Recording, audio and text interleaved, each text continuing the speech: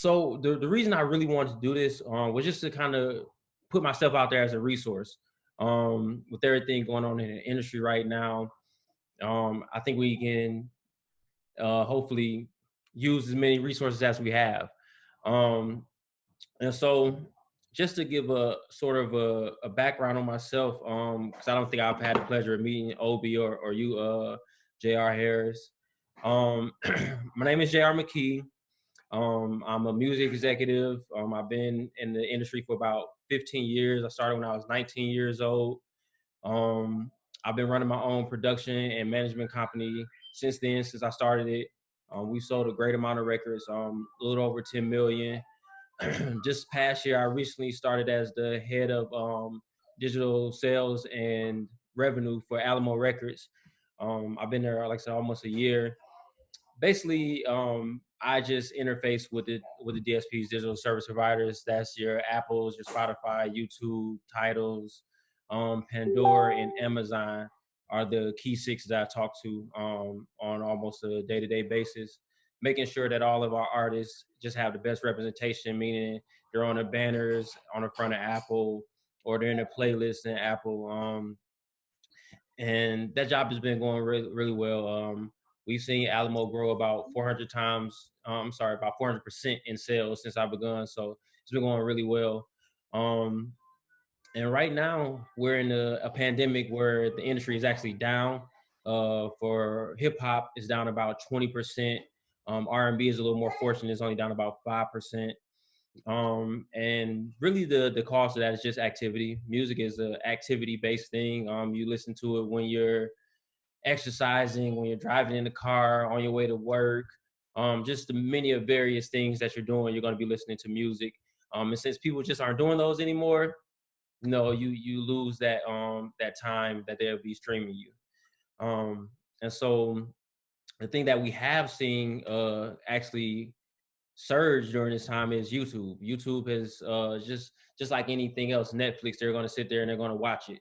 And so that's been taking up a lot of people's idle time. We're seeing TikTok become a monstrous thing. It was already doing that before the pandemic, but now with people just at home with nothing to do, TikTok is really thriving.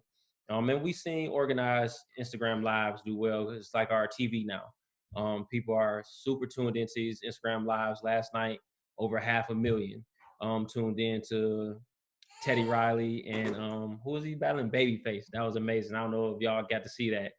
Um, but yeah, so that's just a gist of my background and just what's going on.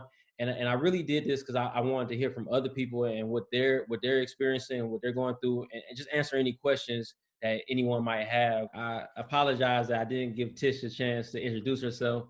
No, all Tish. good, all good. Hey, I wasn't expecting to talk. Hey, everybody. I am Tish Taylor. I have over 20 years music business experience. Most of my experience is on the marketing side and product management. And I also manage my son with JR, Jacob Lattimore. So yeah, I mean, listen, the whole point I wanted to come on here was just to be able to take questions, and just talk through some stuff, talk through these times, because man, we have time. We have nothing but time right now. Right. And so it's like, why not be a resource? And then, like I said, I appreciate y'all for joining me, taking y'all time out. Um, so yeah, Obi, I mean, I'll let you get the first question. Like, what's your thoughts? What's your questions?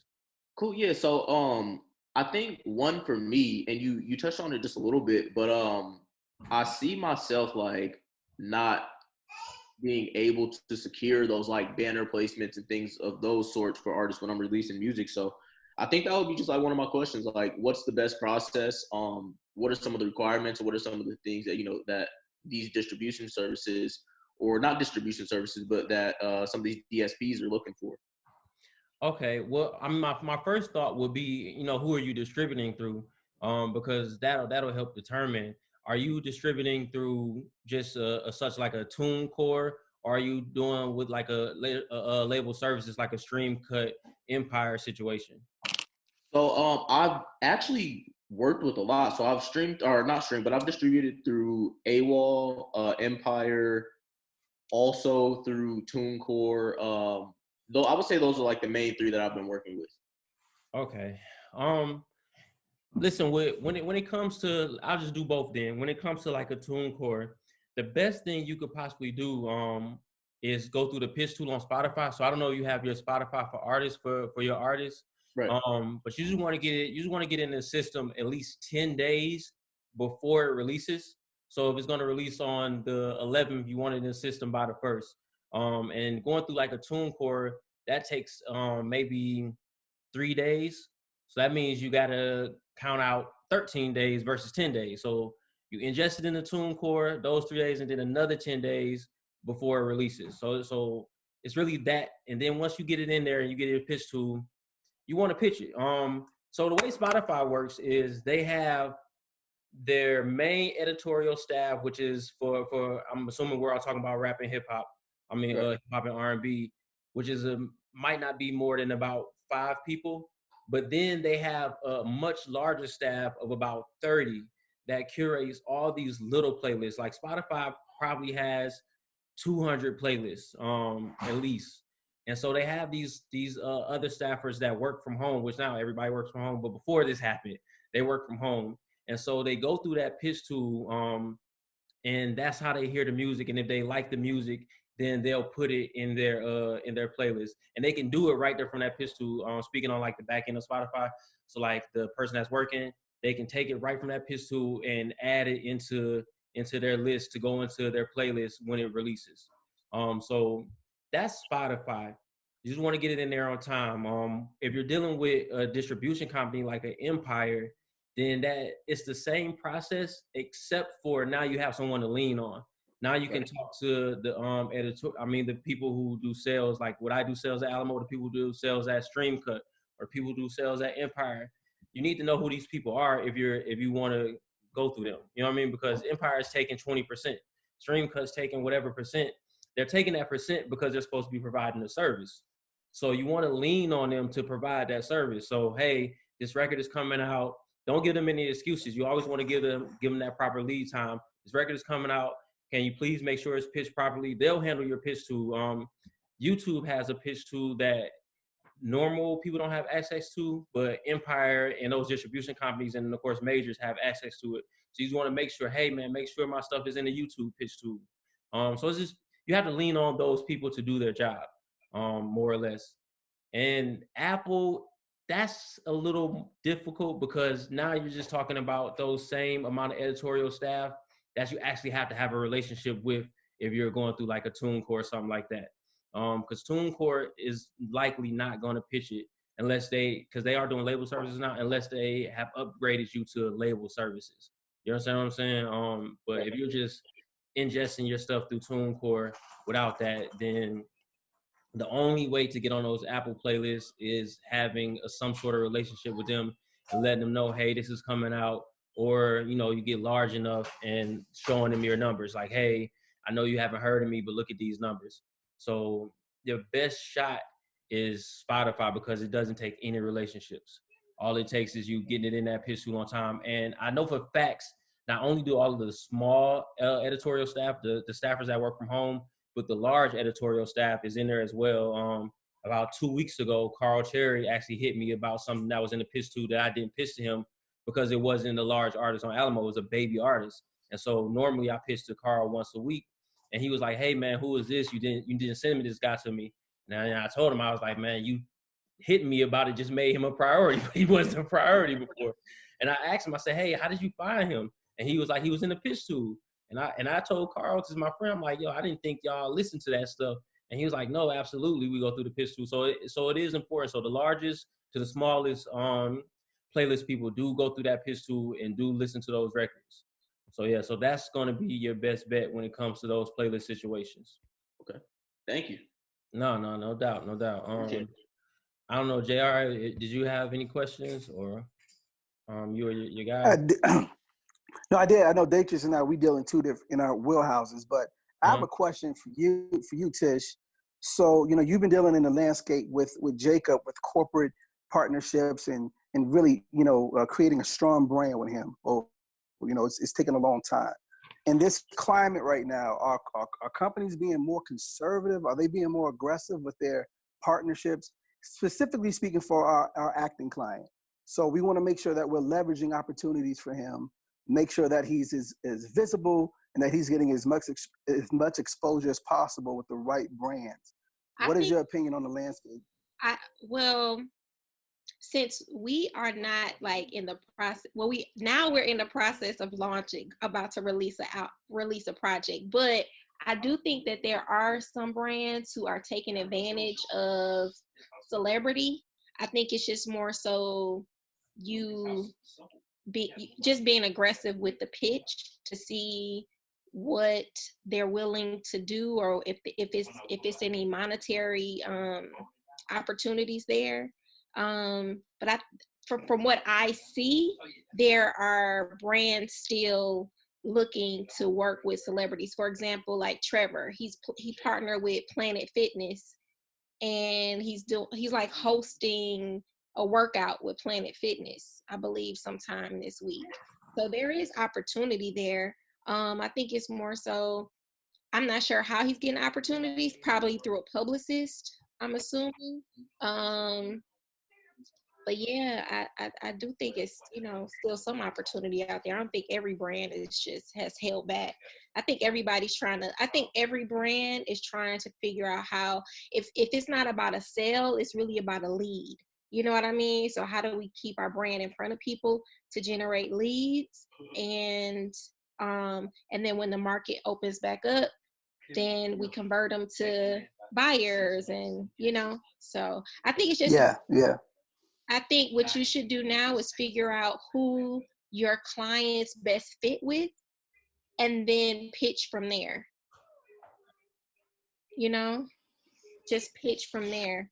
I think it might be also good to reach out to some of the digital, like, viral influencer agencies as well, just to see what their client climate is like. So that's another strategy. Yeah. Interesting. Thank you, Tish. Hopefully I answered. No, you did. And then I was going to add to that, since we have DeMar in here, DeMar Jackson. He's someone who in the influencer world has went out of his way and found his own brand interactions and gotten paid that way. So DeMar, if you could speak on how you were able to go out there and find money yourself. I guess one of the ways was listening to you say do content early on when nobody really wanted to do it as an artist, I guess.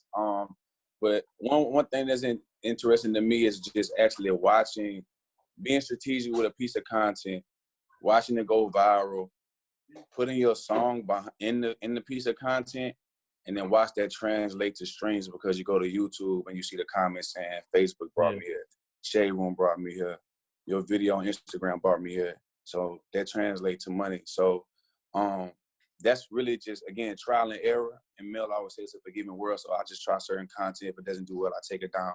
I remember at one point, there was a piece of content that was going viral, and J.R. actually was like about to put, I think, $100 behind it on a Facebook ad.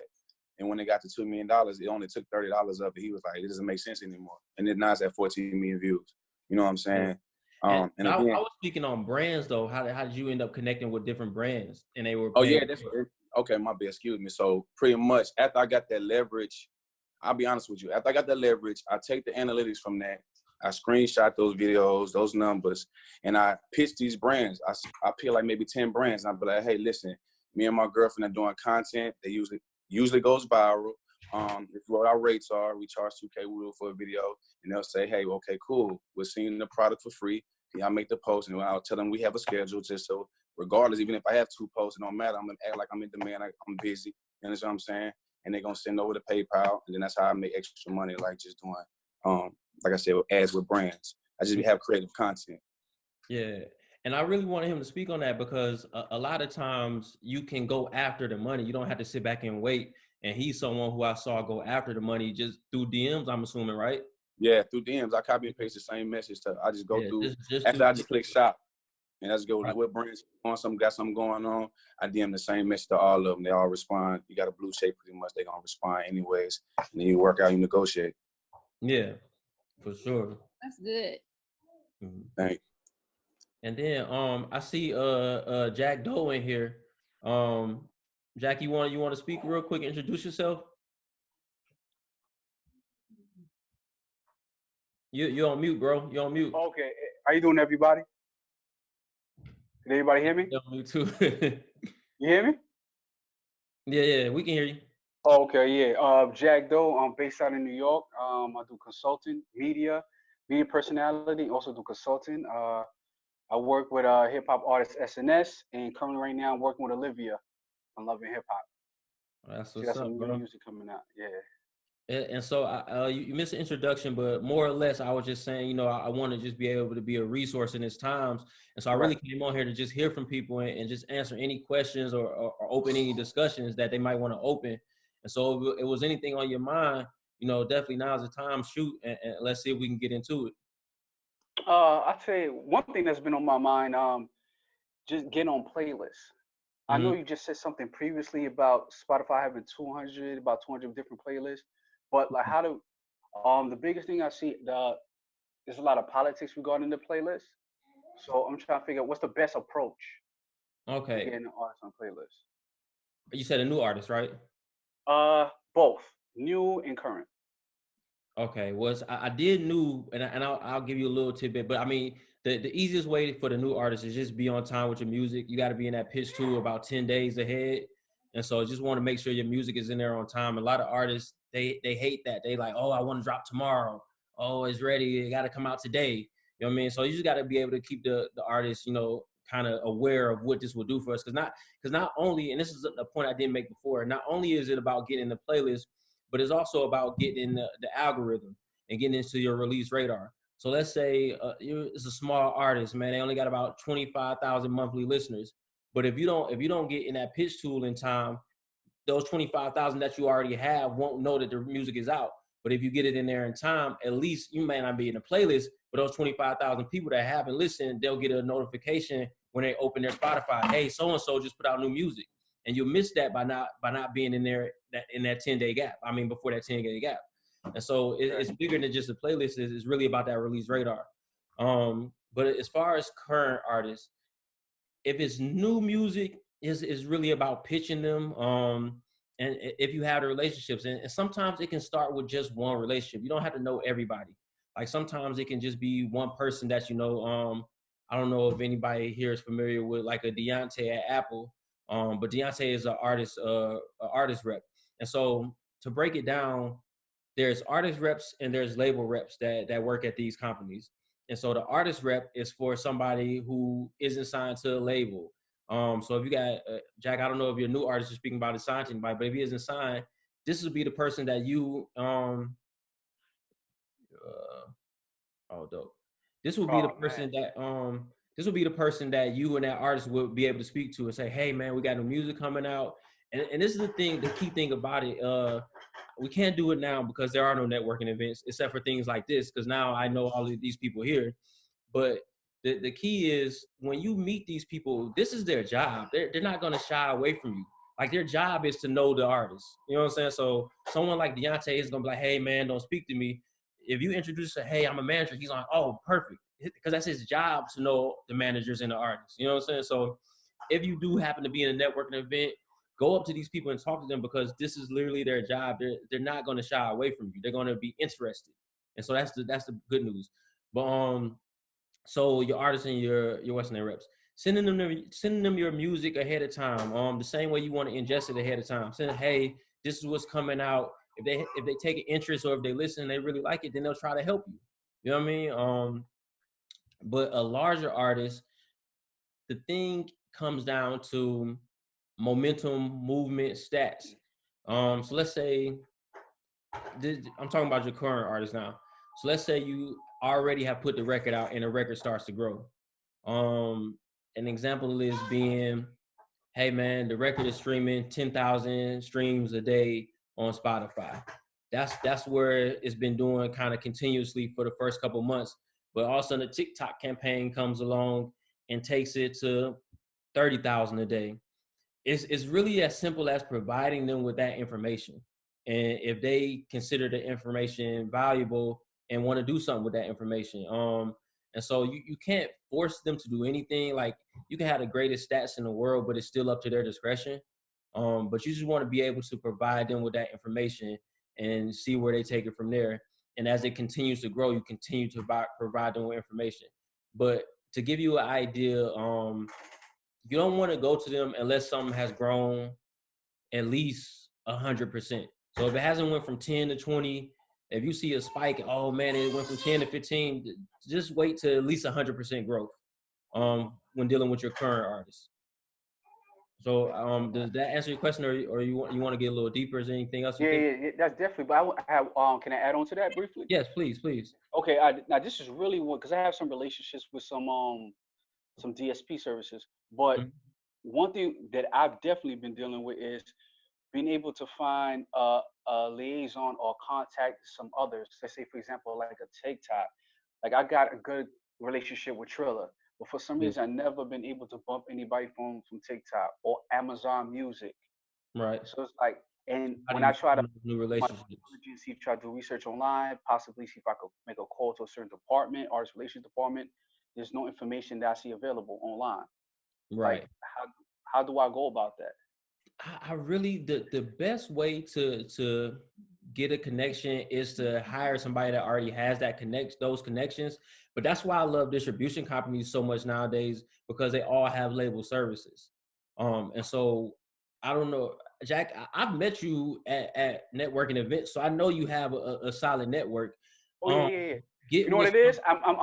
For some reason I always been reluctant. I don't know if it's New York, but some people don't like to give up or you yeah, know contacts. Like contacts, I really hold sacred up here. A lot right. of people. What I would say, is your artist that's already current, is he on a distribution situation, or is he with a label? What's his situation? Currently right now he's been using distro. Distro kid. Okay, so he doesn't have the relationships yet.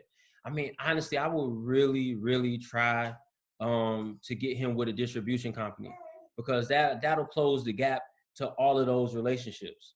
You know what I mean? Because they come with those relationships built in. Right.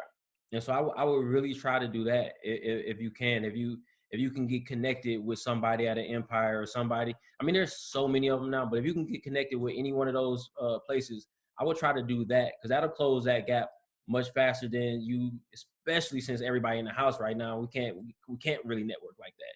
You know Right. what I mean? But I would try to close that gap if I was you, by just going through a distribution company. I appreciate it. Yeah, no doubt, no doubt. Um, let's see if anybody else new joined on here. Okay. J.R., I have a question. Just Okay. kind of just want to know if you guys are doing it over at Alamo. So Okay. recently we put out a single.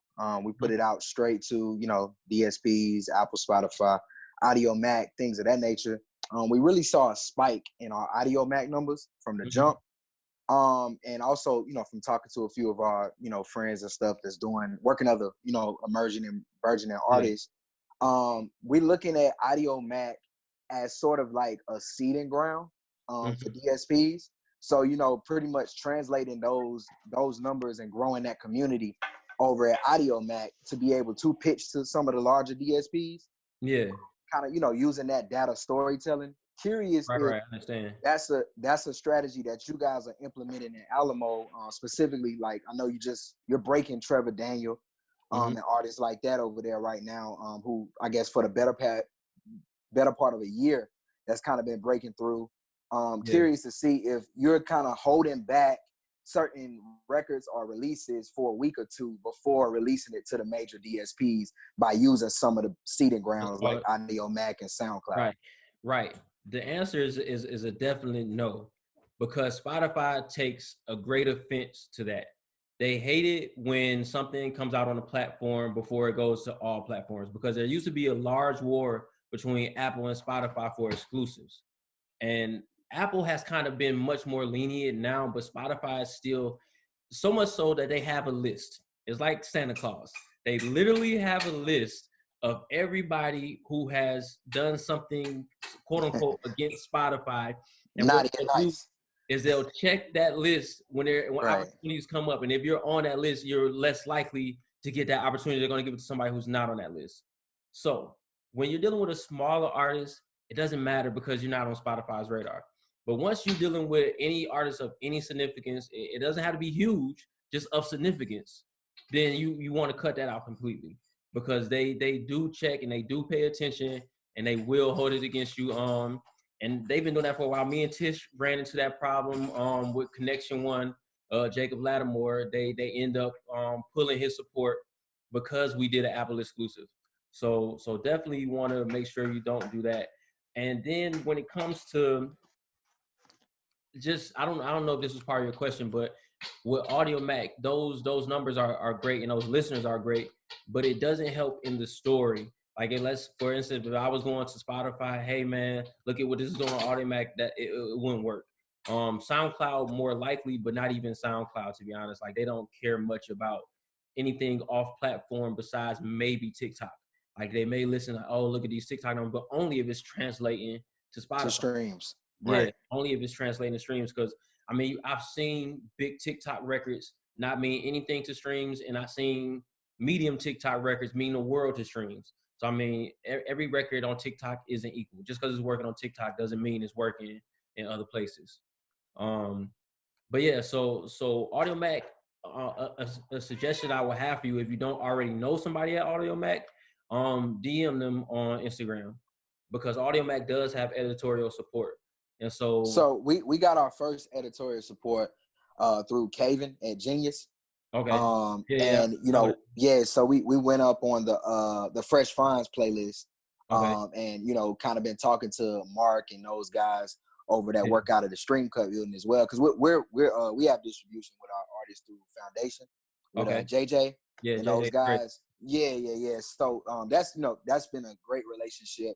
We've known JJ for many of years, and he really said exactly what you said is related to the Spotify and Apple debate. So it just was curious as far as kind of how a bit of the label systems was working with that move, because like I said, I have seen a few of my buddies kind of implement that strategy with their breaking artists and things of that nature. Yeah, I don't know the benefit of that. Like when we're talking about breaking an artist, because like I said, if it's a new artist, go for it because they're not on the radar anyway. But I haven't seen it become beneficial other than the fact that I can get the music out immediately. That's really my own real benefit, because for the most part, if you release something on just a couple platforms, everybody will hit you like, hey, when is this going on Apple? When is this going on Spotify? So why not just go ahead and do that? Unless you're trying to build some sort of hype. You know what I mean? So if you're trying to build some sort of hype around a record, then I could see it making sense. You know what I mean? Right. So yeah. Appreciate it, man. I would definitely keep hitting Audio Mac for the editorial support. They give it pretty freely because obviously they're trying to build something there. So keep hitting them about that. SoundCloud has editorial now. And these people are easy to get in touch with because I mean you can literally just DM them on Instagram. So yeah, I would definitely try to reach out to as many of those people as possible. I've seen people even DM editorial staff at the larger ones like Spotify and stuff like that. I actually had somebody at Spotify hit me asking for an artist contact. So I mean they're reaching out the same way we're reaching out to them, like I mentioned earlier. That's their job to be in contact with you guys. So yeah, definitely try your best to in the smoothest way you can slide into their DM, and I mean, what do you have to lose? So right, for sure. Always try to do that. Yeah. Great insight, man. Appreciate. No doubt. I see Raven just checked in. Raven, how you doing? You want to introduce yourself? You there? Yeah, I'm here. Can you hear me? Yeah, I can hear you. Okay, you can't see me because I got a bonnet on, but hello, everyone. No doubt. My name is Raven, and I am the CEO of Jagirl Entertainment, LLC, and I am the founder of Jagirl TV. We are an online Google News publication, and we highlight positive celebrity culture. Yeah. Okay, good. And then something else that just came to my mind that I want to mention. When we're talking about playlisting, there's a such thing as being on them too early. because it can really hurt you if you get onto a playlist too early and people aren't familiar with you as an artist or familiar with this song even. It's very similar to radio. If you get on radio too early, you'll burn out fast. And so I would advise everybody to build naturally first. I was talking to because Pandora is in Atlanta now, and I don't know if anybody's familiar with J1, but he used to be was he the PD at 1079 Raven? Were you there In when DC. J1 was there? Yeah, he was at 1079. Okay, yeah, but so He now started off as a DJ and then he moved to okay. he wasn't the program director, but I think he was like over all the DJs at the station. Okay. Well, yeah. He's head of editorial, hip hop editorial at Pandora now, and so he was wanting to tell me, he was like, man, when I got the job, because he's from Atlanta, and so he's really like the first Atlanta editorial person in the industry, and so he was like, man, I was trying to put everybody on. He was like, anybody that I was friends with, I was throwing them in the playlist. Sorry, that's my daughter. I don't know if y'all heard her or not. But he was like, man, I was putting everybody in the playlist. And he was like, it basically tanked their music. Because once you get in that play, like every one of these platforms are ran by algorithms. And I don't know if everybody's familiar with algorithms, but algorithms is very much like if anybody is in business, a KPI is a key performance indicator. And so algorithm looks at these different key performance indicators for a song, and it tells whether this song is doing well or not, and then it'll move it up. It'll start putting it in those like release radar playlists. It'll start putting it into all these different algorithmic playlists. But if a song is doing bad, it will make sure that this song never sees the light of day. And so what was happening in J1's situation is he was putting all his friends in these playlists, and it really tanked their songs. And so that song is basically dead. It's in the grave, because the algorithm will never give it light. And so you have to be careful with kind of what you ask for. Like if you're not ready for these playlists, and that's going to happen across the board at all platforms. If you're not ready for these playlists, then you're going to get in there and the algorithm is going to see people skipping a track, people thumbing down the track, and they're going to be like, okay, I don't need to put this in front of anybody else. And now that song is gone. You know what I mean? So now, like, until you put out the next song, you're not getting any light. So just be aware, like, if we're talking about Spotify, which is the playlist capital, because Apple is really more all about albums. Apple is album driven. Spotify is playlist driven. Like if you get on an Apple playlist, it's great, but it won't mean much to your streams. Because people that listen to Apple, they don't really go to the playlist. They listen to full projects. But people that listen to Spotify, they listen to playlists all day long, and they really don't listen to projects on Spotify. So we're going to stick to Spotify real quick. If you get on if you get on, it's my daughter. I don't know if y'all caught a glimpse of her. But if you get on a Spotify playlist, like Most Necessary, for example, which is sort of like the incubator on Spotify for things that are relevant. Songs that are probably doing maybe 50,000 plus streams a day, right? Hip hop songs. If you get on there and you're this brand new artist that's only streaming 5,000 streams, she keep turning the camera on. She knows what she's doing over there. If you get on there, it's maybe 5,000 streams a day. Everybody on there is gonna be like, hey, I don't know this artist, skip track. I never heard this song, skip track. And then your 5,000 is gonna go down instead of going up. So just be careful and what you're asking for on playlists, and look for those smaller playlists, which is, like I said, the best way to get to those is through the pitch tool, because we don't even know who those editors are. The people who are doing sales, because these are literally people that have always worked from home. They're not in the forefront. So the only way to get to them is through the pitch tool, or your artist or label rep asking them, hey man, I saw this playlist, it looks really cool, I think this song would fit in it, can you pitch to that editor? That's really the only way to get to those. But okay, questions, please. Any thoughts? Yeah, I have a quick question. What are some other tasks that label reps could do? Label reps at the platforms, or what do you mean? So just like, let's say like I'm at Empire, right? Or like, let's say I want to distribute something through Empire, okay, and I have a label rep there to ask from them. So label services is what you're saying basically. Right. Well, everyone is different. Because it really depends on their staff. Like Empire could be one thing today, and then they lose the staff. Like let's say if Alamo lost me, then now they don't really have that sales wing. So it's like, so it all depends on the staff there at that moment. But for the sake of this conversation, I'm going to take an Empire who has a sales team. They have two people that work on their sales. They have a person that comes from press. He isn't necessarily their PR person, but he can make important connections if necessary. Like if you guys really wanted to Fader, he could reach out to Fader. They also have a digital person that runs all their digital ads. So they were talking about like YouTube TrueView, social media ads, TikTok campaigns. They have that on staff, and I'm trying to make sure I don't leave anything out. At a digital, they had their sales. They do have some press connections. Um, Off the top of my head, that's all I can think of right now. Tish, is there anything you can? Is Tish still there? Is there anything you can think of they have? Um, Everything else they outsource. Like so, they have a product manager. If you're familiar with what a product manager is usually sort of quote unquote your manager at the label.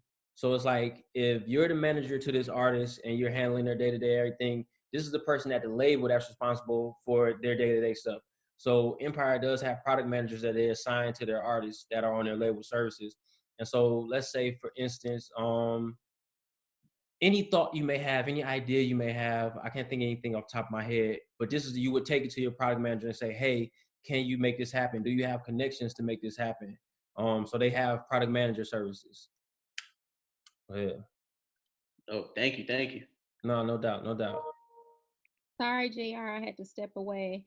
No, it's all good. Do you know any other label services besides digital and sales that some of these distribution companies offer? Sync licensing. Oh yes, sync licensing. Which at the point, right now is a mute point because there's no film production. But yeah, so even Empire does have sync licensing department to where you can send them your music, and they'll try to get it to these different TV shows and movies and films that are on the verge of coming out.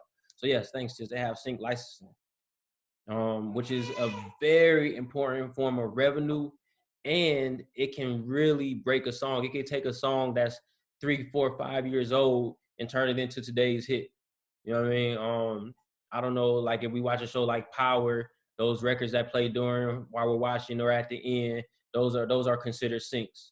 And you get paid for that. And then, like I said, Power has 6 million viewers, and that's 6 million people that instantly heard your record. You know what I mean? That'll go search that record, that'll go Shazam that record. So yeah, so sync license is definitely something else that they have. I wanted to add something onto that earlier. I forget exactly who asked the question, but we were talking about like brand partnerships and stuff like that earlier. Mm-hmm. So with Trev, we had a song that was placed into pretty much he did like the session, and he had a song called Elevate that's on the Spider-Man Into the Spider-Verse soundtrack. Dope. So something that did for us was it gave us leverage, and we were able to partner with the Colorado Rapids, our soccer team back home in Denver, and also with the Denver Nuggets, and do these activations to where that song was played at the beginning of every home game, and that was just like their theme song throughout the season. And also what it did was it gave us the opportunity to create a video that was played at the beginning of the season too, that kind of helped boost all of his streams. I believe that's how the Nuggets came across us as well. But I think it's huge, and like I think that's a way that or something that you could also do to leverage brand partnerships as well. Right. Dope. Yeah, cool. Man. That's part of our struggle right now is that we lost those different things. We lost our touring ability. We lost our syncing ability. The industry right now is literally down to digital press and sales to DSPs. That is literally down to that. And for artists, another source of income is branding and products. So like doing any sort of thing on your social media for a product or company. So So yeah, it's down, and that's another thing that I've been talking to some people about when it comes to signing the majors. Like right now in this moment, it may not make sense because they can't offer you anything that a distribution company can offer you. The label services are simply down to that digital and press and sales. So when things come back to normal, when we don't know what that will be, that could be this year or 3 years down the line, then then it may start making sense to be with that major company. But I mean, by then people's whole mindset could have shifted. And now they could be like, yo, I never do that. I'm making so much money here. And so it could really hurt the majors. And so I mean that's just something we gotta kind of watch out for and see. But I know for sure, advice wise, I wouldn't advise anybody to go major right now. Because you can get everything you need right from a distribution company and still own your masters and still get paid every month.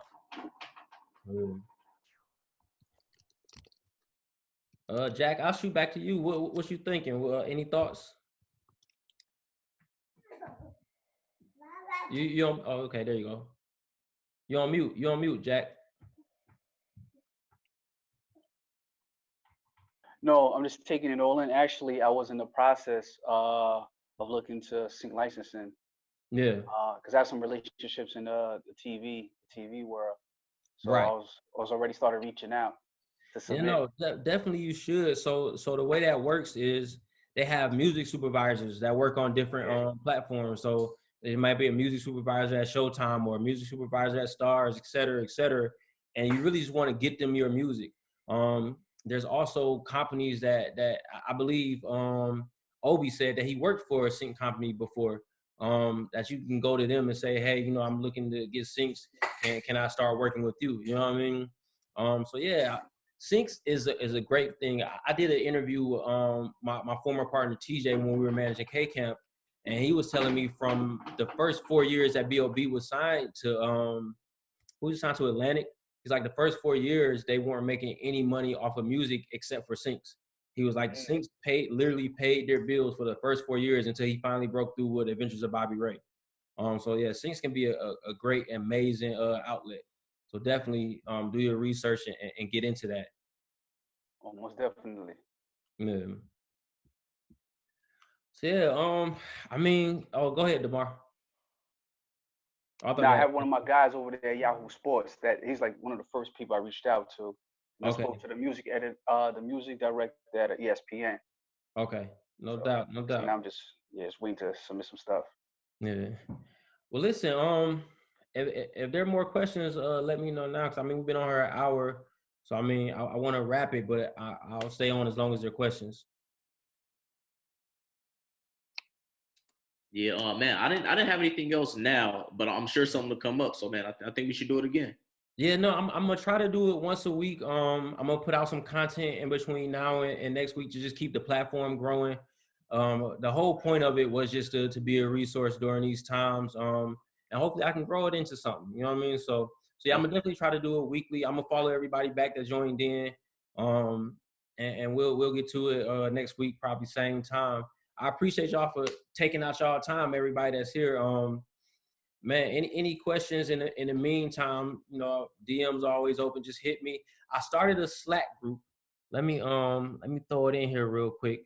And that way we don't even have to go through DM. You can just hit me right in there and I'll be able to answer right then and there. Hold on, I'm looking for the link for it. How do I find my link?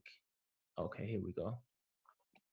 I think the biggest takeaway is that we just need to remember that although we're managers and market people, at the end of the day, we at the heart of it, we are sales reps. So Right. we need to stay in that sales rep mind frame. We are pitching, we're pitching personal brands, so we have to just stay in that sales mind frame versus Yeah, most oh, definitely.